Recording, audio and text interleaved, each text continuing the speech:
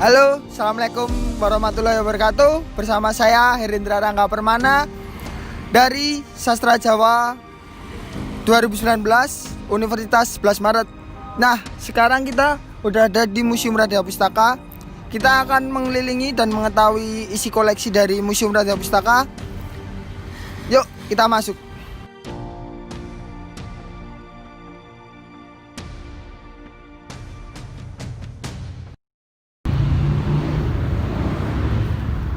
Oke, semuanya. Sekarang kita semua udah berada di dalam Museum Radia Pustaka dan kita akan berkeliling ditemani oleh Kak Yanti. Mari Kak Yanti, silakan masuk. Selamat siang. Selamat siang Kak Yanti. Kami dari mahasiswa Universitas 11 Maret angkatan 2019 ya ingin berkeliling, ya ingin mengetahui tentang Museum Radia Pustaka aja. Untuk pertama lah, sejarah tentang Museum Radia Pustaka ini gimana? Tahun berapa dibangunnya dan dulunya ini bangunan apa? Ya, kalau Museum Radia Pustaka sendiri pendirinya adalah beliau ini, ya, namanya KRA Sosro Diningrat 4. Jadi beliau adalah patih masa Pakubono 9 sampai 10.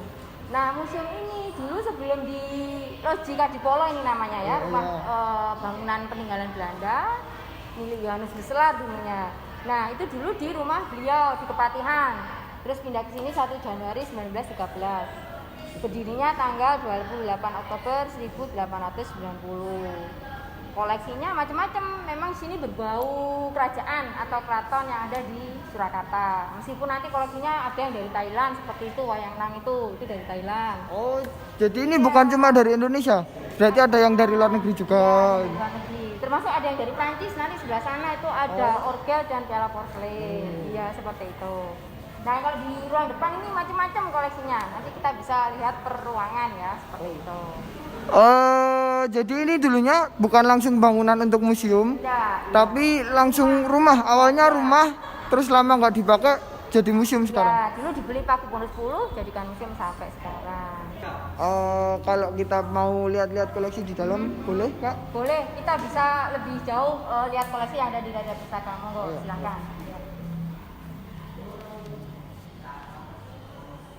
Oke, Kak Yanti, sekarang kita sudah ada di ruang koleksi gamelan dari Museum Radia Pustaka.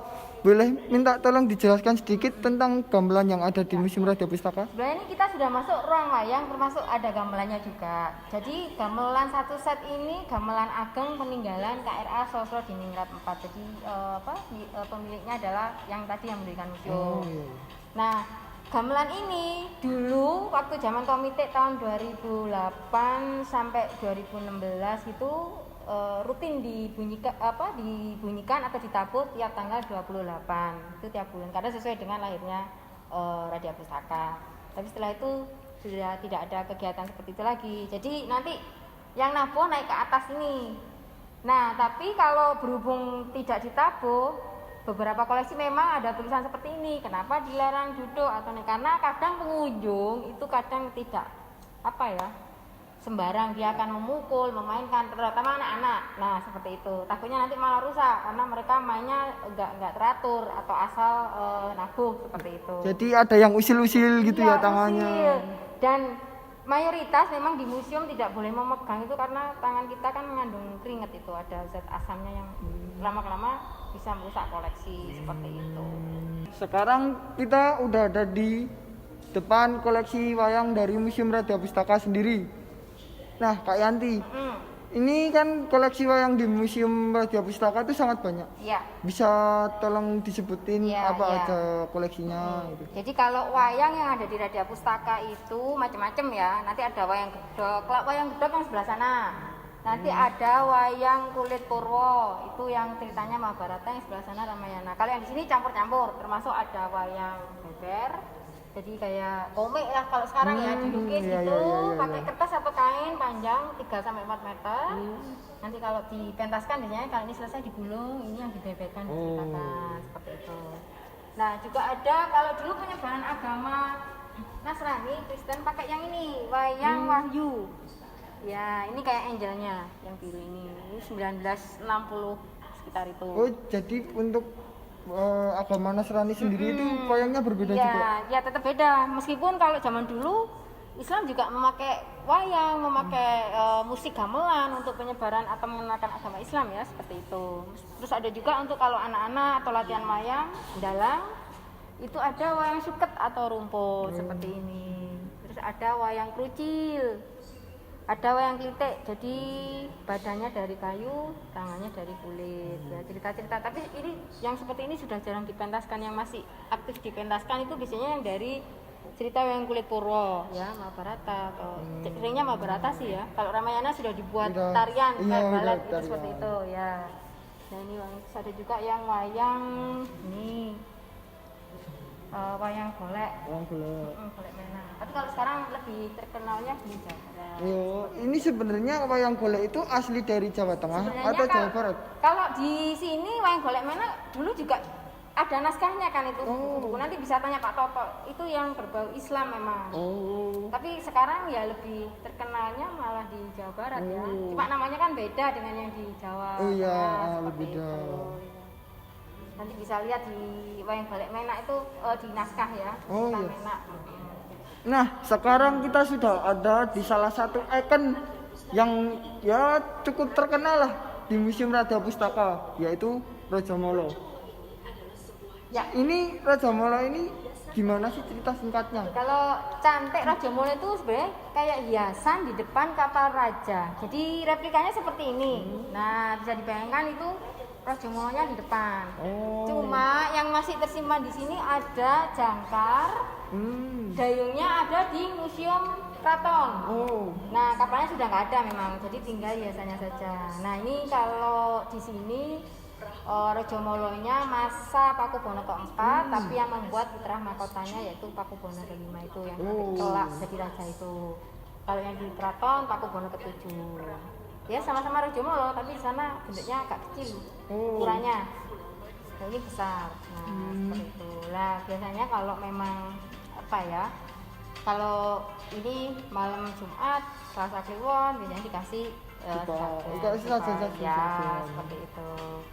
Nah, kapalnya dulu lewat Bengawan Solo sampai ke Gresik karena dulu juga permaisurinya dari Madura masa Pakubono itu. Jadi nanti nyambung lagi ke Madura. Hubungan jarak jauh. Iya, seperti itu.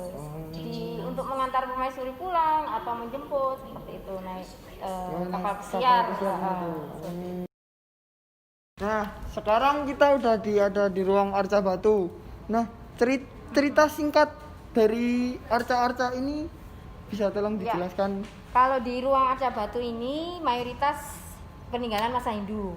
Tapi rata-rata dari tahun 700-an atau 600 sampai 700 atau abad 7. 7 Masehi. Jadi apa ya, ada yang dari Prambanan, ada juga yang penemuan di belakang museum ini. Dulu dari situ di taman segaranya ketanam ada beberapa arca 4 atau 5 seperti itu. Terus ditaruh di sini. Nah, seperti ya itu tadi, nanti ada Ganesha, ada Siwa, Durga, sampai ada juga Lingga, tapi di sini Lingga yang sana, sorry. Kalau ini prasasti Anggehan, jadi ada tulisan Jawanya yang Jawa lama seperti itu. Jadi untuk daerah yang bebas pajak kayak gitu, perdikan ya. Nah, seperti ini barisan arca-arcanya. Mayoritas banyak Ganesanya memang. Kalau untuk temuan yang paling baru sendiri, yang paling ibaratnya paling muda kalau di museum sini. Muda, ada pernah waktu di sini revitalisasi, cuma nama tokohnya atau nama dewanya tidak disebutkan karena sulit diidentifikasi oleh arkeolog waktu itu. Ya, modelnya ada yang di kayak di pilar seperti ini, di reliefnya seperti ini, pilar kayak gitu. Kalau ini kan kalau menurut saya seperti kijing lah. Sebenarnya ini bukan koleksi Arca Batu, tapi karena nggak ada tempatnya, taruh di sini dulu. Ini ditemukan di sungai di Bengawan Solo. Tapi belum hasilnya, belum sampai sini dari identifikasi di arkeolog BPCP ya, dari BPCP Jawa Tengah. Tapi perkiraan sih kayak kijing. Iya, kayak seperti kijing. ini. Ada apa ukir-ukirannya? Iya, ada ukir-ukiran kayak ukir-ukiran zaman dahulu lah. Iya, seperti itu. Jadi ada di istilahnya ada di luar ya. Terima kasih Kak Yati. Nah, sekarang dari ruang Arca Batu kita menuju ke ruang naskah. Nah, di ruang naskah ini kita akan bertanya kepada Pak Toto tentang koleksi naskah yang ada di sini dan apakah naskah-naskah di sini bisa untuk dipelajari dan diakses untuk masyarakat umum. Mari kita ke ruang naskah. Oke, sekarang kita sudah bersama Pak Toto ya tentang yang ada naskah-naskah yang di sini. Pak Toto, saya ingin bertanya. Ya, Koleksi apa saja sih naskah yang ada di Museum Radio Pustaka ini? ya. Koleksi di Radio Pustaka, terutama di ruang naskah ini, terutama yang manuskrip ya, ruang ini ruang manuskrip, artinya bertuliskan tangan, masih bertuliskan tangan beraksara Jawa. Itu di sini sekitar menyimpan 400-an judul naskah, 400-an naskah. Di sini ada naskah babat, kemudian naskah pulang, kemudian ada petong primbon, kemudian ada koleksi naskah yang isinya tentang tari, wayang, kemudian ada gamelan. Naskah kalau di sini naskah yang paling tua itu usianya berapa? Itu tahun 1729 ya, Serat Yusuf. Oh. Ya, itu zaman Kartosuro itu, Pakubono I. Itu paling tua di sini. Kertasnya pun jenis kertas daluang namanya. Nggih. Jadi terima kasih untuk penjelasan tentang naskah. Halo semuanya, sekarang kita sudah selesai berkeliling di Museum Radio Pustaka. Semoga ilmu yang kita dapat di museum ini bermanfaat untuk kalian semua. Dan sampai jumpa ketemu di kampus.